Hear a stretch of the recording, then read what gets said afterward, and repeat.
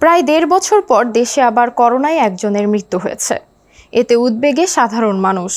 তবে বিশেষজ্ঞরা বলছেন, সংক্রমণ বৃদ্ধির ইঙ্গিতেও আতঙ্কিত হওয়ার কিছু নেই।